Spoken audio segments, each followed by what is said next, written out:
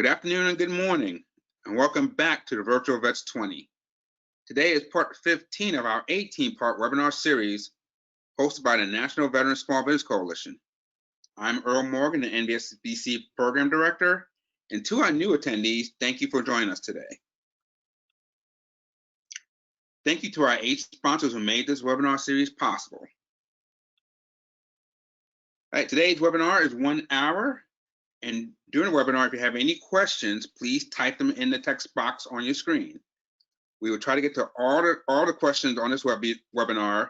And if by chance we missed your question or do not have time to answer it, we'll post the answers on the Virtual Vets Replay webpage. Now introducing the Executive Director for the National Veteran Small Business Coalition, Mr. Scott Jensen. Thanks, Earl. It's great to be with you all today. Thanks to all of you out there. Again, good morning and good afternoon to everyone spread out across the United States. We've got an exciting panel today. I'm really excited to introduce you to these folks and have the opportunity to discuss with them. Joining us today is Heins Carreno, who is from Kansas City, Missouri, and holds a bachelor's degree in economics from the University of Central Michigan, as well as a master's degree in business administration from Rockhurst University. She joined GSA in 2003 through the Heartland Regional Federal Career Intern Program and gained certification as an unlimited authorized lease contracting officer representative level 2, and a level 3 project manager. Val has spent her career in the real estate division of the Public Building Service, where she was a team lead for St. Louis and the Outstate Missouri Public Building Service, where she served as the lead lease contracting officer and the largest lease in Region 6 for the National Nuclear Security Administration in Kansas City. For the last 4 years, she has worked as a business management specialist for Federal Acquisition Service in the IT category, the Center for Government-Wide Acquisition Contract Programs. Val served on the evaluation source selection team for VETS2 contract, and she currently manages the VETS2 contract, and she is passionate about supporting service-disabled veteran-owned small businesses. With us too is Cindy Heflin, the Vice President at C5T Corporation, a women-owned certified service-disabled veteran-owned small business, which is headquartered at Scott Air Force Base. Cindy leads the firm's business development and strategic partnerships direction. She is the VETS2 program manager and works collaboratively across the C5T senior leadership and verticals to identify strong opportunities that align with value-added partners to create strong information sustainment support solution for C5T's federal clients. With over 25 years of extensive knowledge and experience working in the DoD and federal arena, Cindy brings objective clarity and strategic thinking to drive the organization towards change and goal achievement. Cindy believes strongly in giving back to the community by supporting outstanding organizations that continue to provide solid grassroots foundations that foster the national, international growth of students in STEM. She's an active member of the AFCEA International Board, where she serves as the Regional Vice President for the Heartland chapters, a member of the National Defense Transportation Association, and Women in IT International. She holds a Master's of Science degree in Computer Resource Management and Procurement Logistics from Webster, and a Bachelor of Science degree in Business from Greenville University. Adding to our panel is Norris Middleton, who joined Management Support Technology, Inc. in April of '98. He's a 1965 graduate of Hampton Institute and received his Master's in Business from Long Island University in 1972.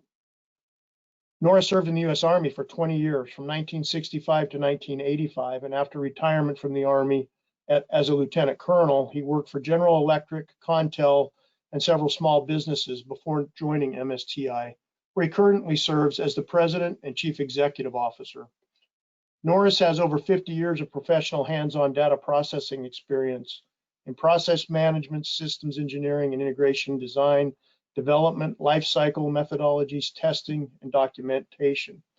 His detailed experience includes DoD program planning, systems conversion and installation, system concept design and development, review and development of project master plans, test plans, functional descriptions, of tactical and strategic command and control, systems design of menu software, education and training, and concepts supporting human factors engineering. Norris is also a proud board member of NVSBC. Finally, and certainly not least, is John Manolios. John is a director of business development and capture management at PenBay Media. John is responsible for business growth and relationship management at PenBay.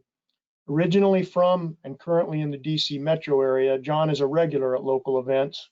John's also an active MVSBC member and advocate. And he's also the chair for the V2IP, the GSA VETS2 industry group that he'll discuss more momentarily. Thank you to all four of you for joining us today. We couldn't have a more experienced and detailed group of folks to visit with us. And I will turn it over to you now so we can get started on this wonderful panel. John, the floor is yours. Thanks, Scott. We appreciate the warm introduction and, of course, the opportunity to present VETS2 and V2IP, our industry group that's been very successful since its inception. Wanted to give a little bit of background about V2IP. Cindy and Norris will cover what VETS2 is, but V2IP was established essentially to bring all of the VETS2 primes together to have a single-minded goal for everyone, where we are trying to bring business to the vehicle. The idea behind it is that we're all speaking with one voice, and we were making sure that our presentations are consistent and marketing specifically the vehicle and not necessarily the independent individual companies, if you will. So that's the goal of this industry group. So if you are a VETS2 prime, we encourage you to reach out to us so we can discuss our rules of engagement, how we're operating, and would like more participation, of course, with V2IP. With that, Cindy, if you want to take it away and go through the presentation.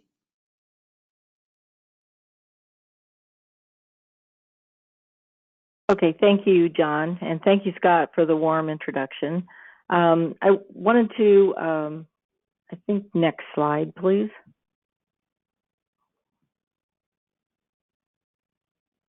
As far as GSA VETS2, the GWAC itself, it really speaks for itself. It is a $5 billion ceiling contract that started in 2018, and it has a run cycle through 2028.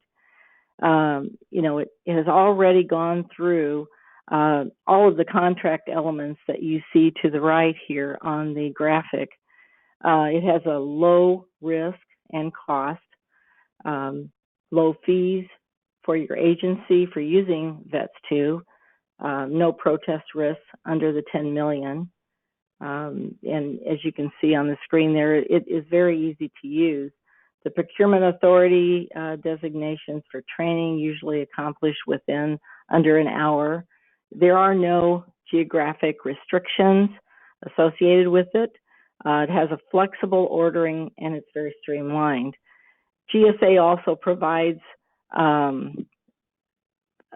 free scope review to ensure your project is within scope. This is usually accomplished within a 1-week cycle.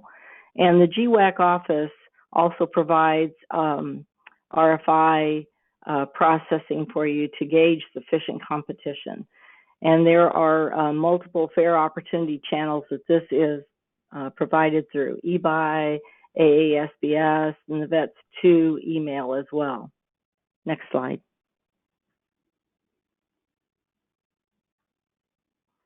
So the VETS2 vehicle is a best-in-class, and best-in-class does matter. GSA was instrumental in the best-in-class designation for VETS2. And this is important from the aspect of this is the President's Management Agenda list. This particular category management as Objective 7. So best-in-class is a subcategory of that category management aspect. The Office of Management and Budget also prefers this solution for acquisition. It is endorsed by the Office of Management and Budget under Memo M17-22, and is preferred solution and labels for the best-in-class vehicles as a Tier 3 tool. So best-in-class is, the VETS2 is a designation in that category. Next slide.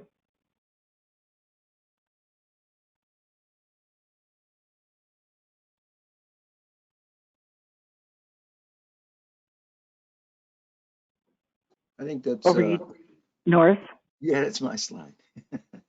Yeah, just wanted to thank you, John, for sharing this particular committee, and also to thank GSA, specifically Val, for being such a strong supporter of this particular GWAC.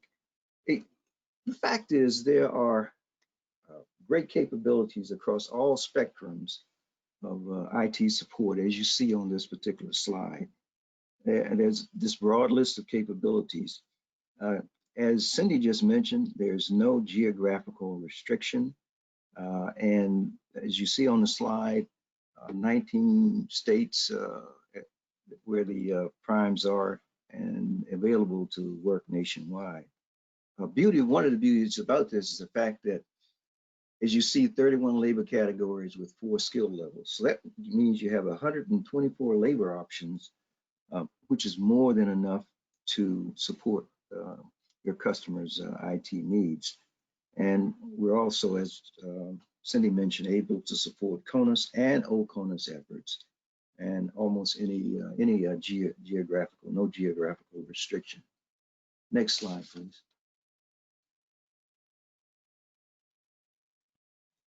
As you can see, there's a wide variety of, even though the vehicles are designated for SCVOSP, a wide variety of socioeconomic categories that are available in the vehicle. You've got the average of more than 17 years for those who were awarded this particular vehicle. 50 plus awardees, as you see right here, have DCMA, DCAA, and federally accepted audited accounting systems. TS clearances, as you all know, which are very important. Awardees have those TS clearances. And there are certifications like ISO, CMMI level 2, level 3, ISO 27K, and ISO 20K, which are very important for performance and provide the uniqueness of the VETS2 prime contractors. And as it says, they are very diverse and very experienced. Next slide, please. John, I think that's you. Yeah, thanks, Norris. So these are all the VETS2 primes that are currently on the vehicle. There's 69 primes. You know, I know we have a lot of industry partners on here, maybe companies that don't have a partner or aren't working with a prime yet. I encourage you to take a hard look at this list, reach out to some of these partners. A lot of these partners are going to ring a bell for you. Virtually every partner that I know is open to having discussions and bringing new talent to their team. That is the, look, PenBay Media would not be successful on VETS2 if we didn't have our partners working with us. So I encourage you to please reach out to these partners, start talking about helping them and helping grow the vehicle. With that, you can go to the next slide, Earl. I'm going to pass it on to Val. Val's going to go through some other aspects of the vehicle. Val, thanks for joining us again. Thanks. Absolutely. Thank you, John. I appreciate you guys having me to speak. I'm excited to be here and tell you more about the VETS2 GWAC and how GSA works with our industry partners to make the contract successful. Next slide. So I work with the Office of Information Technology category, and we manage the VETS2 contract. The contract's been around for a couple years now. We're now in its 3rd year, and we have had a lot of successes. This has been a great year for us. We had 91 task orders total that have been issued against the contract for a total of $1 billion total estimated value as of the end of this fiscal year. So it has been a hugely successful contract. Just this fiscal year, there's been $166 million obligated dollars on the contract. We've had a lot of interest from a variety of customers that have done requests for information. And this has been a key way for us to get the word out for VETS2, is supporting our customers with RFIs and scope of work review requests. That tells you how interested the customers are, and even if they decide to go with a different contract vehicle, maybe based on their scope of work or what they're looking for, the fact that they're including VETS2, they're looking at our industry partners to provide responses, that helps drive business and gives our industry the opportunity to reach out to those customers and respond to what they might be looking for and learn more about your company. So we've appreciated all of our industry partners that respond to those. We've had 234 requests for information issued against the contract and 115 just in this last FY. And then there's the scope of work reviews that we do. As Cindy mentioned, this is a free service that GSA provides to our customer agencies. Anyone that has a scope of work that would like to see if it fits on VETS2 can reach out to our office, and we're happy to review the scope of work review, as well as if you have a government estimate to attach that. VETS2 is primarily focused on IT services and IT service-based task orders. So there are a lot of IT-based task orders, and then you can include things that are non-IT in nature as part of your task order. And that's where the scope of work review comes in, and it's really valuable to our customers. If they have a mix between IT services and non-IT, and they want to know if that's still going to work on the VETS2 contract, we can give them a confirmation letter from our contracting staff to let them know so they have that assurance in their file. Next slide. Some of the top customers that have issued task orders are listed on this slide. We've seen a lot of interest from the Army. They've issued 16 task orders for $51.2 million. The Air Force has been very interested as well across multiple Air Force bases, 15 task orders, $50.8 million. DHS, our office has worked very hard to partner with the DHS Strategic Sourcing Office in their headquarters and across their sub-agencies to get the word out about VETS2, and they have listed VETS2 as one of their top contracts to go to, specifically because of the best-in-class designation as well. GSA internally has been using the contract, of course, not only our FedSim office, which has issued some task orders on behalf of the Army, but also GSA's AAS, Assisted Acquisition Service. And GSA itself, for our own requirements, have used VETS2 as well.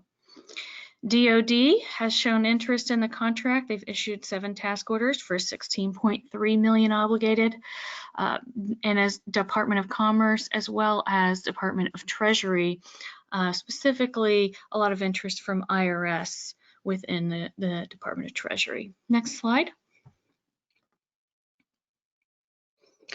So our office provides training to our customers. So if you have customers that are interested in learning more about VETS2, you can send them to my direction and we will reach out to them, providing them information about our monthly webinars. Those can also be found on the GSA events site, gsa.gov/events. They are tailored towards government customers, and you're required to have a .mil or .gov email address in order to participate in those monthly webinars. We also have a DAU class, Defense Acquisition University, that's available at any time for our customers. That's a common use from DoD. because they have more restrictions on their firewalls as far as attending some of the GSA training options. So DAU is always an option for your DoD customers. Additionally, I set up individual sessions. So I've reached out to multiple agencies and helped to provide individual training session to them.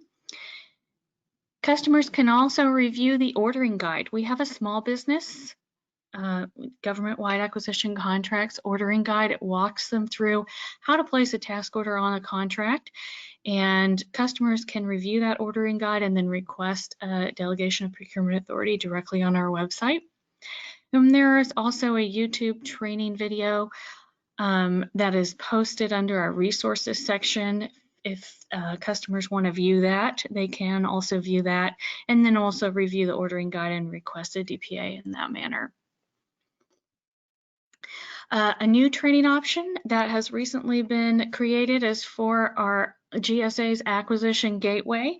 They have IT University where you can take a variety of different training sessions, and I've recently recorded, Jana Babcock and I recently recorded a training session for that, which is also available on the gateway.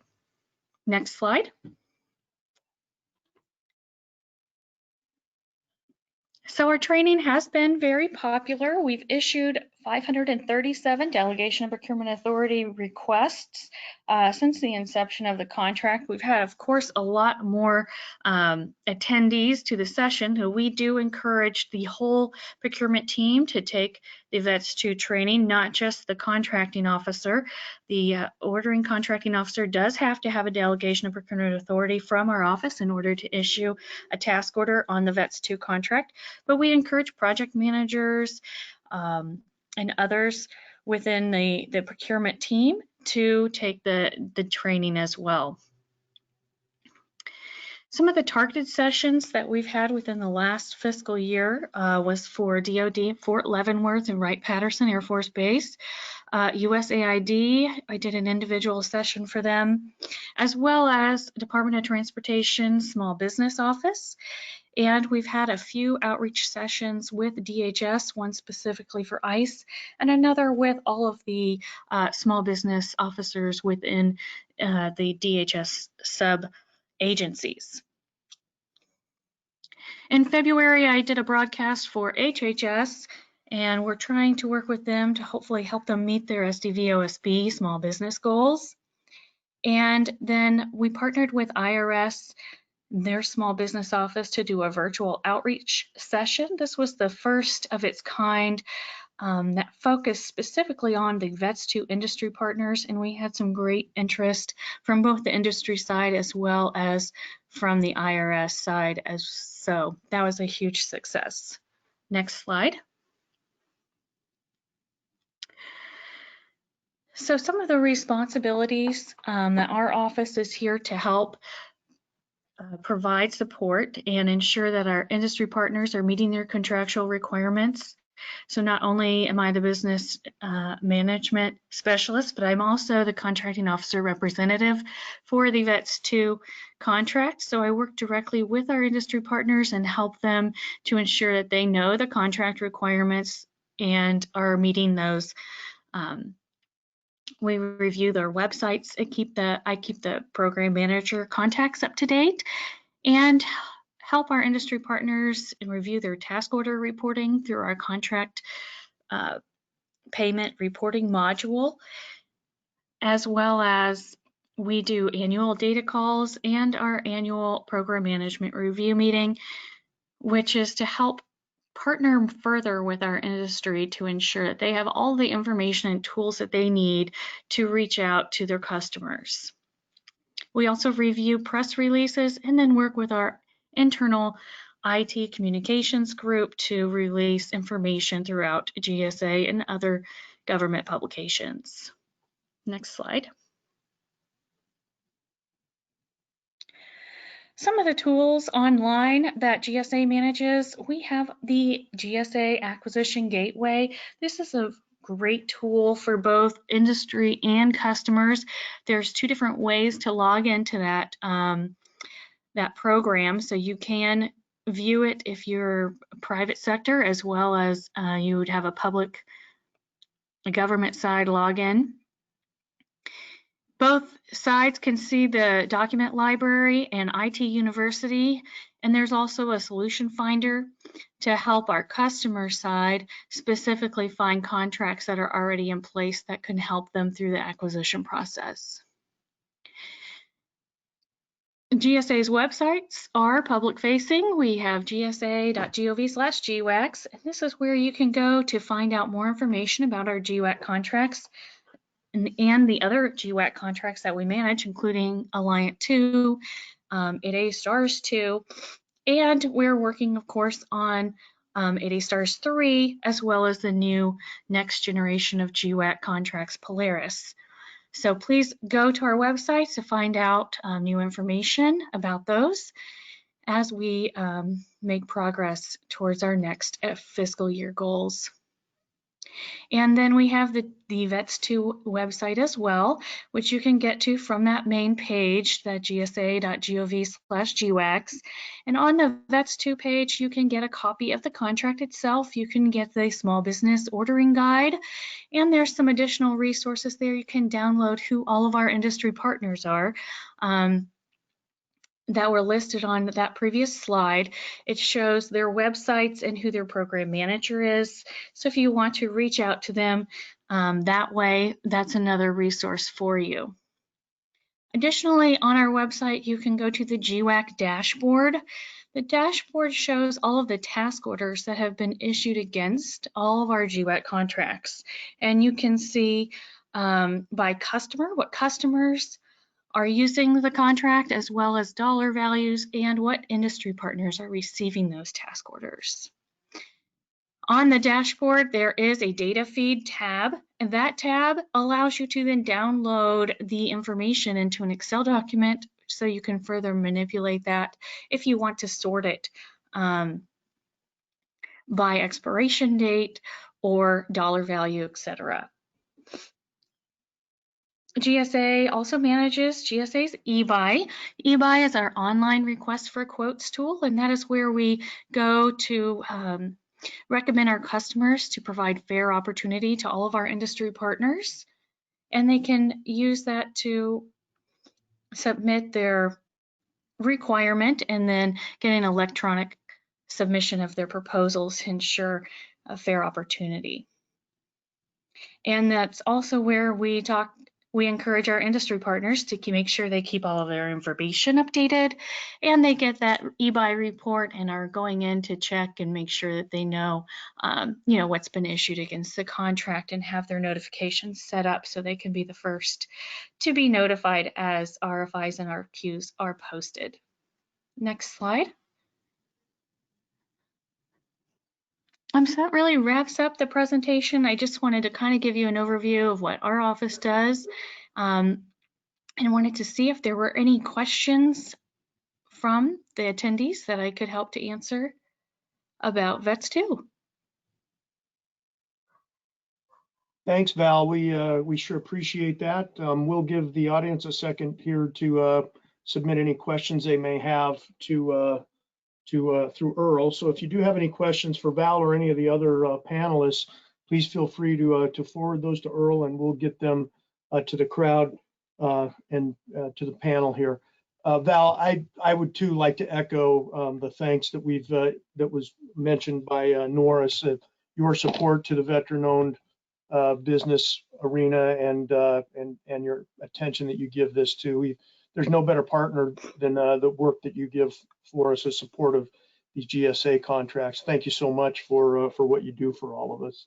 Thank you, Scott. Thank you for having me. And if you want to go to the next slide, that does show my contact information. If anyone wants to reach out to me at any time for information on VETS2 or would like to chat, just feel free to call me or email me anytime.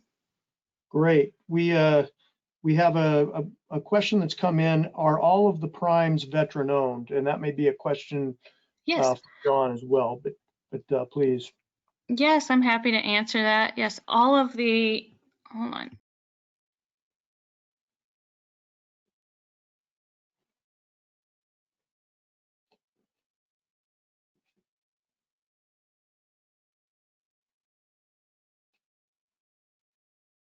Val, you might be muted. I think we might have lost Val Oh, there. I'm There sorry. you I go. apologize.